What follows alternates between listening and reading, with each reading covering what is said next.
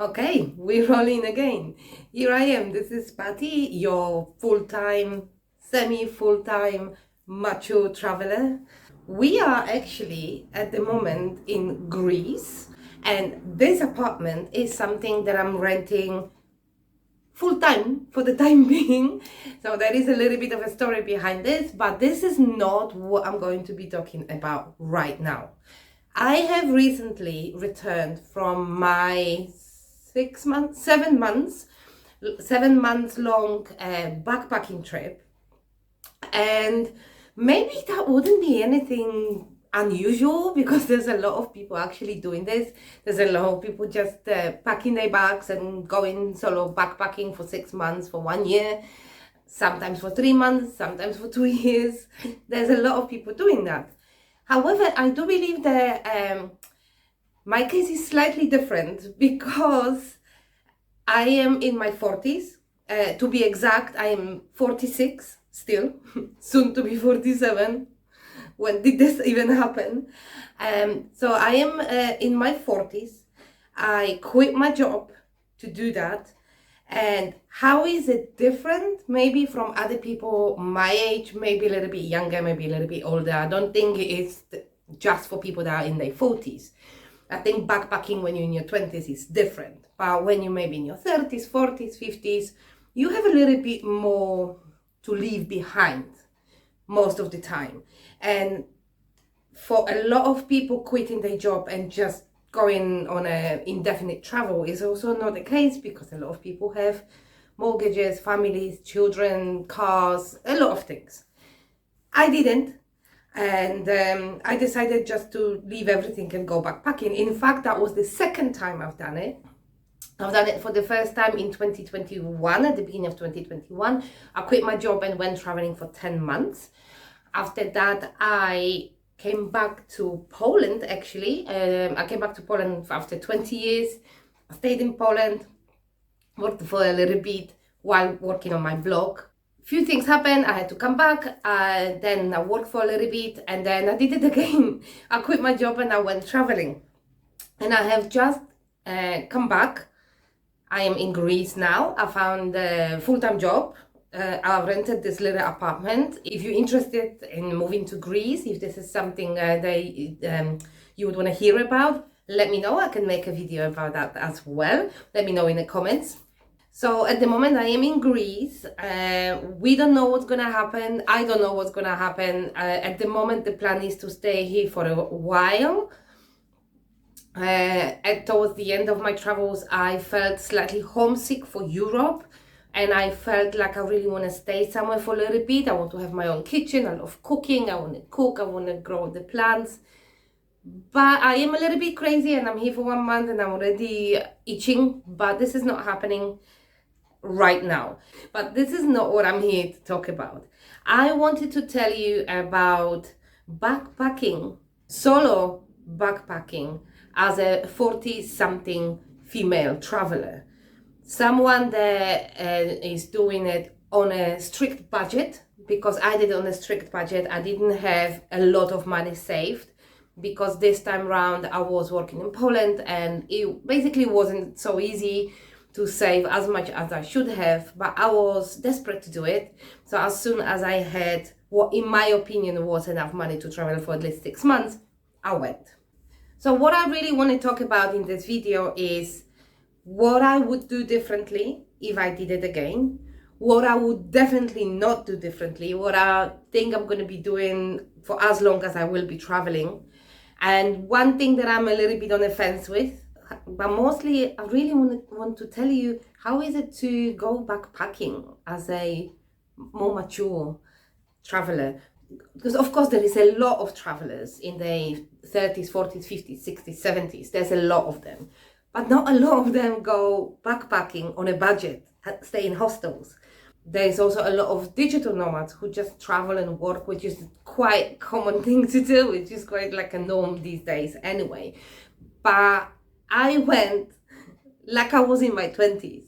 I packed my bag, I had one backpack, I went alone on a very, very strict budget. If you're interested in the bag that I took and how I packed it and what was in my bag. I will obviously link the videos in the description. I will try to put it somewhere here, but I am just such a beginner with this, so I'm not sure if I will be able. I'll try, but if not, it will definitely be in the description below.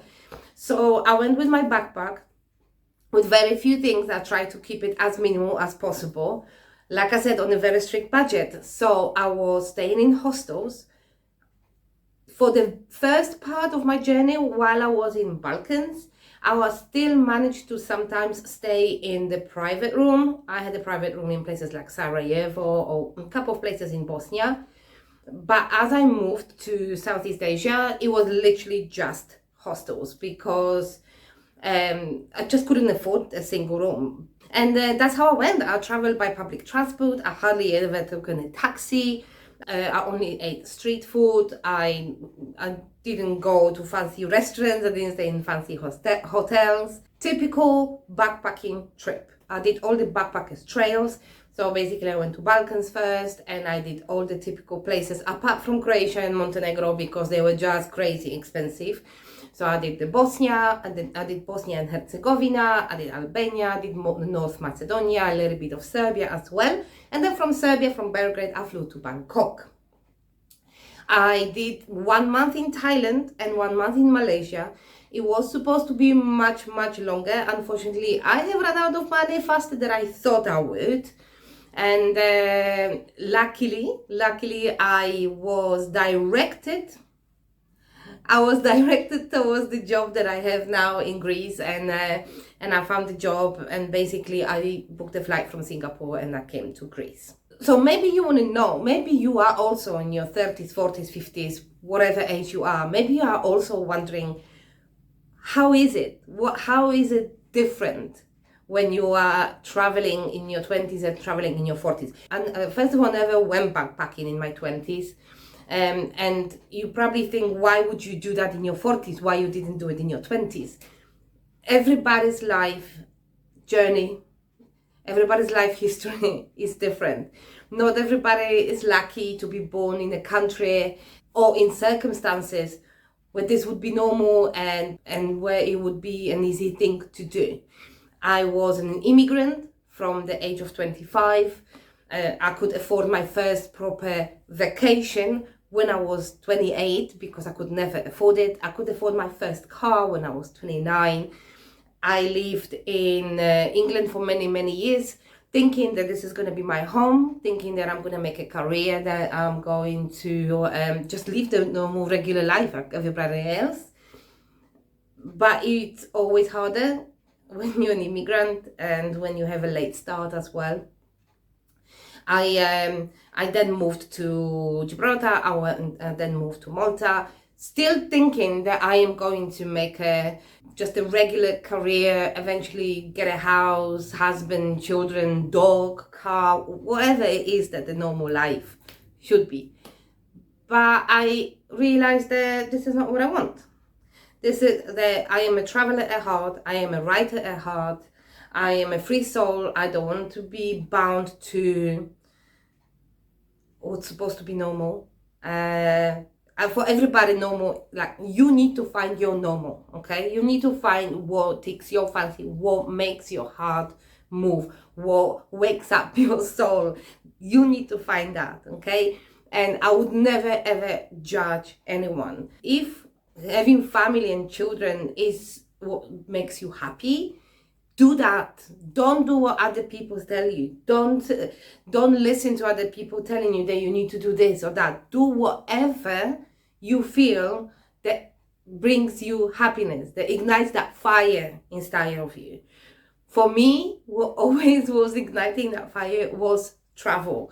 And when I found myself as a travel writer, they call it blogger, but I like to call myself a travel writer, I found that this is what makes me happy. And because I didn't have husband and I didn't have children, and still don't, by the way, and I thought, why not? Let's just do it. So first thing that makes backpacking as a 40-something or 30-something or 50-something different is that not a lot of people do that at that age. Majority of people that age go on vacation because they work, they have business, they have things to do at home, so they just go on a vacation. Some travelers that I met that were actually doing long-term travel, those were people that already retired, for example, or those were digital nomads, people that would work on the road. But those were people with money. I'm not saying I don't know how much money, but definitely more than I had. They definitely had more. They definitely had more money than I had at the time. But I didn't want this to stop me. I really didn't want my low budget to stop me, so I've decided to go. And really, if I should be honest, the only difference between me and a lot of people that I met on the road in hostels was the fact that on the birth certificate I am older, but really I didn't feel it most of the time. But maybe because as you start traveling, as you start doing it, as you start opening yourself to new experiences, and you feel so amazed by the things that you experience, by the world, by the people you meet, by the beauty out there. And sometimes you're scared, sometimes you're worried, sometimes you're happy, sometimes you just don't know what's going on. You kind of forget how old are you. And really, most of the time, I did. Sometimes I remember I'm not 20 years old anymore when I didn't really fancy going to the pub crawl or some other party events that I just don't fancy anymore. But on other times, it really didn't make any difference. And I also stayed in hostels, and to be honest with you, probably around 80% of the time I was the oldest one in a hostel. But I really didn't feel it either. But there were also, but the remaining 20%, there would be other people my age or older in a hostel as well. The thing is with hostels and the whole long-term backpacking / traveling community is that it is really a community. You really share a lot of common values. You could be from different places around the world. You could be speaking different languages. You could be younger, older, whatever. But there's a lot of shared values. The need to be free, the need to experience the world, to go outside of your comfort zone, to experience other cultures, the open-mindedness of people that you would meet on the road. It's just incredible. It's incredible. So such a small thing as your age really doesn't matter. So if this is something that you want to do, if you just want to pack your bag and go, if this is something that you really, really from the bottom of your heart want to try, you should definitely do it. You should definitely do it because it doesn't have to be forever. If you go and after 2 months you think it's not for you, then you can always come back. It's not something that you have to do for the rest of your life. But chances are that you will love it. Chances are that you will love it and you will want to do it over and over again and just see as much of the world as it is possible. So I wanted to give you a couple of very practical pieces of advice. So I decided to structure it in a way that I will mention one thing that I would not do if I did it again. I probably will. If I do it again, what would I definitely be doing differently and what I don't want to do again? What is it that I would do exactly the same because I loved it? And one thing that I'm kind of on a fence with, and I haven't made a decision yet. So the thing that I would definitely do differently, I would not go on such a strict budget. You can travel the world on 700 to 800 euros a month. That was my budget. In my tightest month, which was my last month, I spent 700 euros. And I could do it cheaper. I could definitely do it cheaper because I was not choosing the cheapest hostels out there. I always try to find the balance between safety, comfort, and good price. I also always wanted the hostel where I could just sit down somewhere at the table and work, or like write my posts for my articles.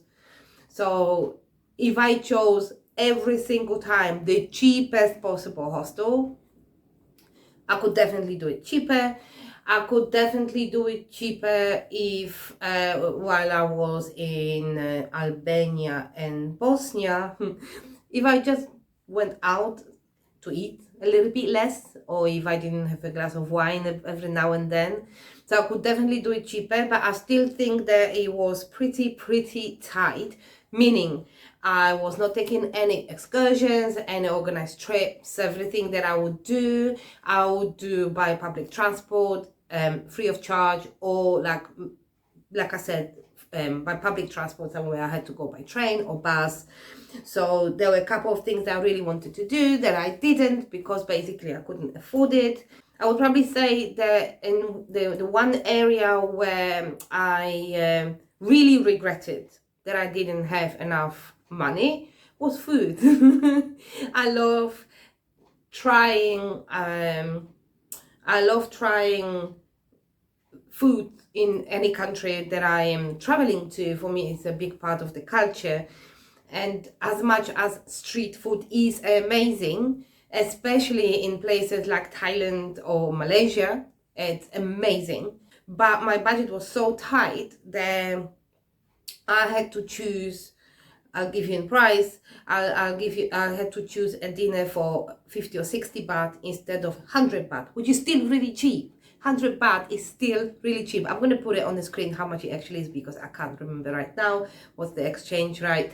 But 100 baht for a meal is really cheap. I was on such a strict budget that for me it would be expensive, so I would go and eat something for 50 or 60 baht.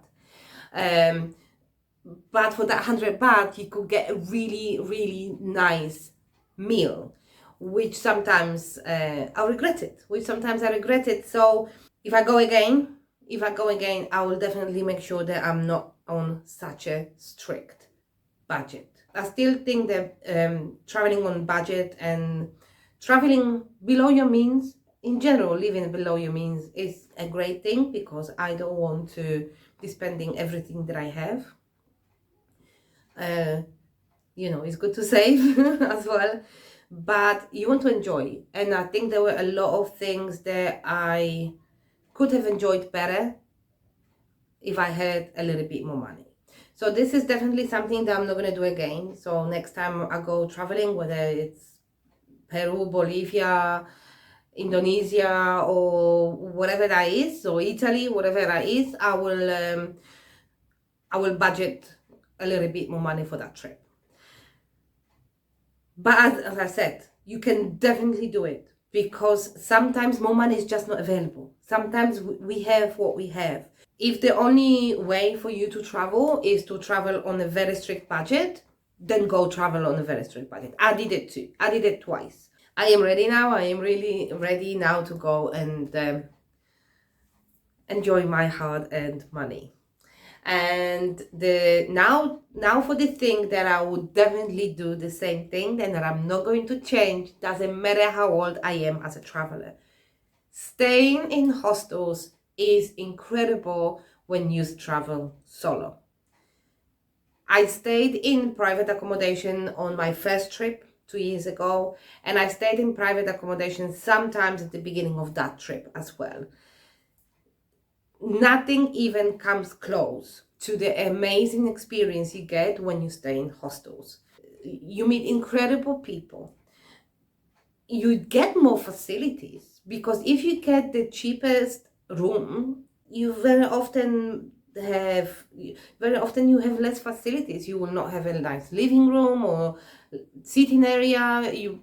Very often you won't have even a kitchen. When you stay in a hostel, you will most likely have a big kitchen that you can cook in. You will have nice sitting and living areas. You will often have nice terrace with hammocks, depending where you are traveling to.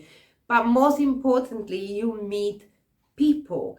And like I mentioned earlier, the travel community, the backpacking community is great, and we are all on the same level when it comes to showing respect to another traveler.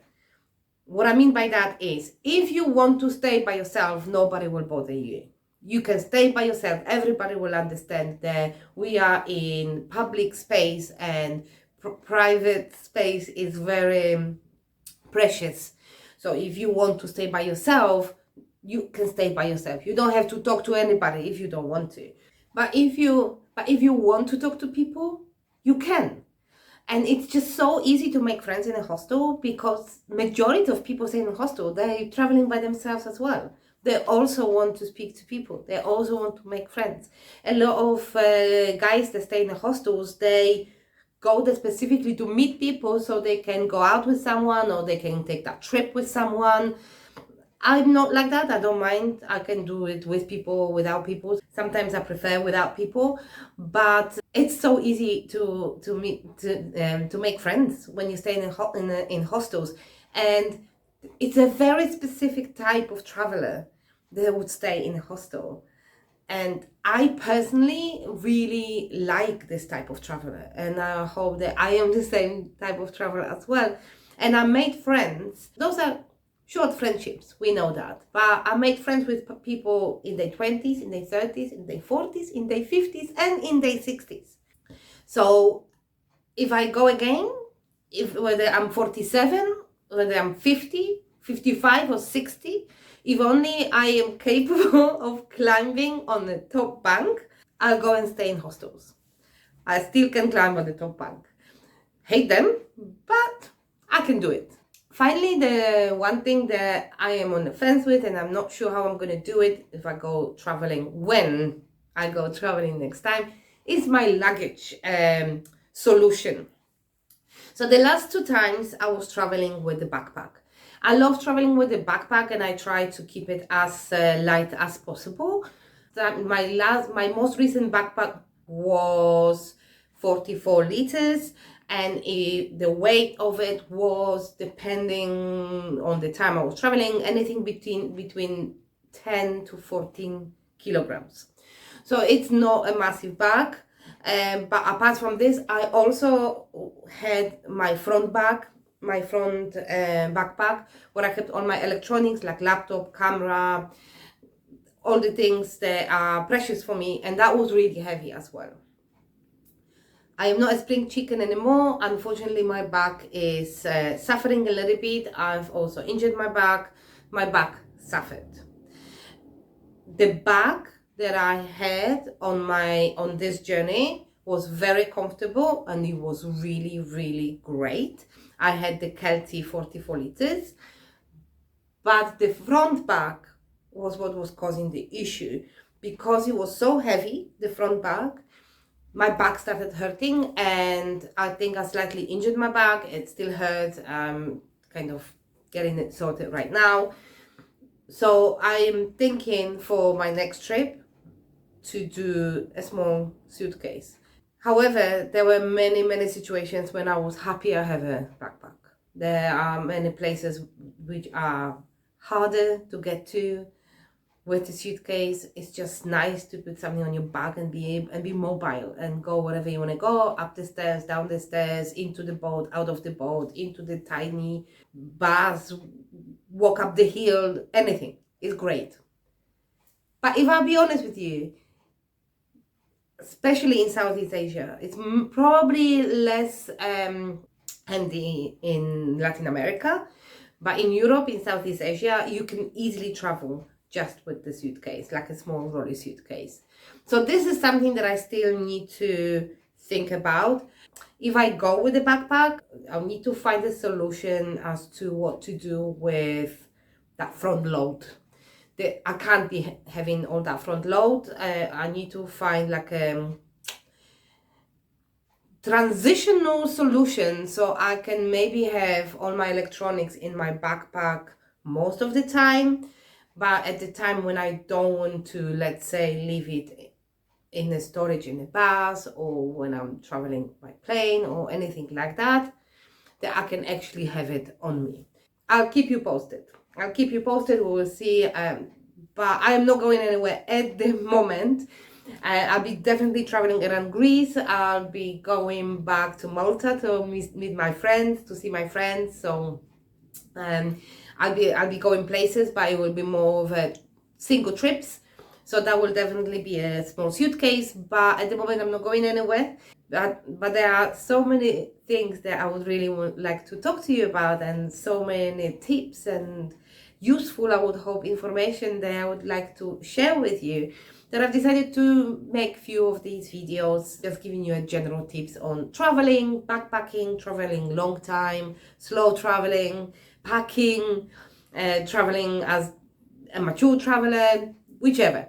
We will see what's going to come up. If you have anything in particular that you would like me to talk about or cover in more length, please leave a comment in the description. I will be happy to make that video. And for now, this is it. So that was just a short one, really, just to check in with you a little bit and tell you about my thoughts on traveling as a 40-something long-term budget backpacker. I will be looking forward to hear from you and see what you've got to say. And yeah, just do it. Don't wait. Don't wait for anybody. Don't wait for the life to waste away. You know, if this is something you want to do, just do it. If this is available to you, of course. And yeah, please subscribe. And if you would like to see more of those videos, if you want to stay in touch, of course, please subscribe.